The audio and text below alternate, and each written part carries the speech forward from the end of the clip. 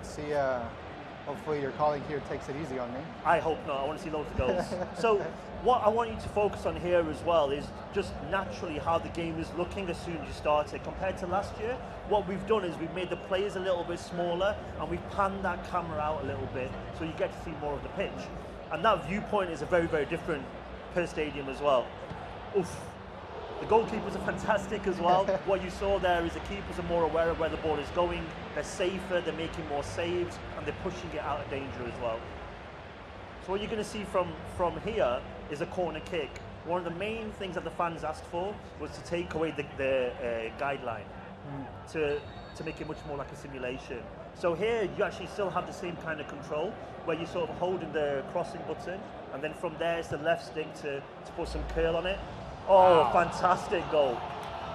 You saw Torres as well score the header yeah. and straight away put his arm out. We've put a lot of emotion into the game. It's alive, he's happy, he scored the goal, he's looking for his teammates. So the goalkeeper go across as well. I feel like this is a setup. Well played.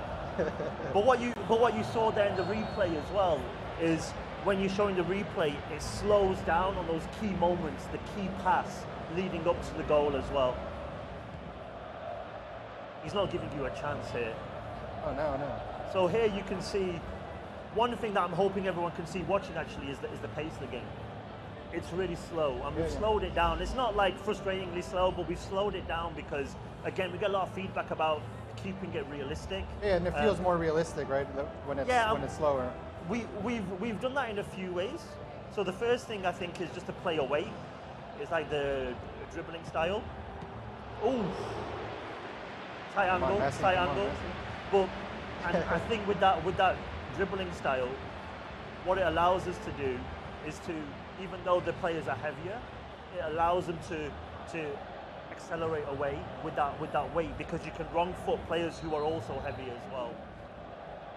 I'll give you a chance here in the corner. Anything to share in terms of licensing or any new teams that are coming, new leagues or anything? I know you have the Champions League, right? Yeah, exactly. Not right now. Yeah, we're still the exclusive license holders of the UEFA Champions League. And I think the main thing at E3 for us to show, which is new, is the stadium that you're playing in. It's the first time anyone's seen it, never mind, in terms of real life as well. No one's actually seen a match in that stadium, so it's great to have it here. In terms of licenses, we tend to always wait until we get closer to launch. We usually use Gamescom show, which is usually at the last week of August, to announce all those things. What I can tell the viewers right now is that we're gonna add more teams, and it's all positive news. I think everyone's going to be really, really happy, not only with the licenses, but also with some of the legend players that we're working with as well. Yeah, can you talk a little bit about, I know Diego Maradona is coming, you announced that, right?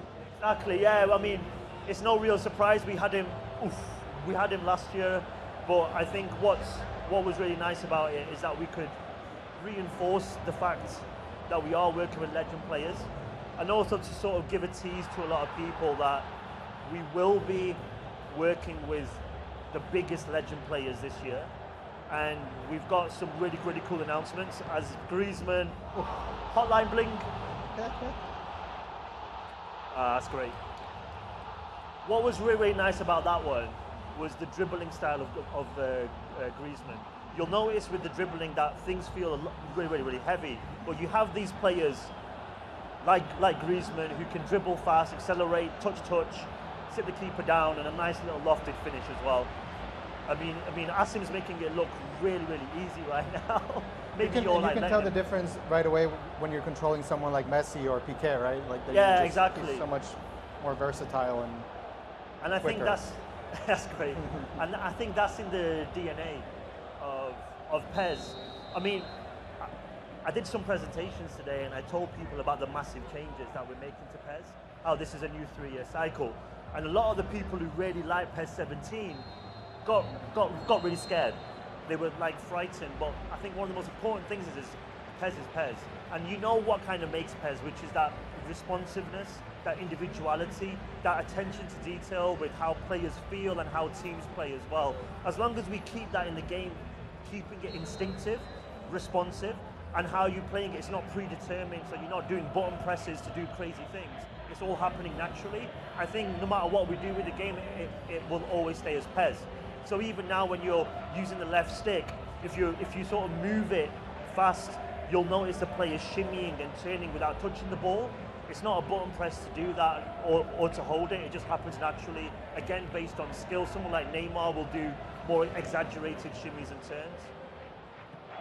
And we've got this new auto protect feature as well, where the players sort of block the players, so you can control the pace more. So when you're dribbling, you'll sense players coming, and you'll block them off, which is really important to dictate the pace of the game.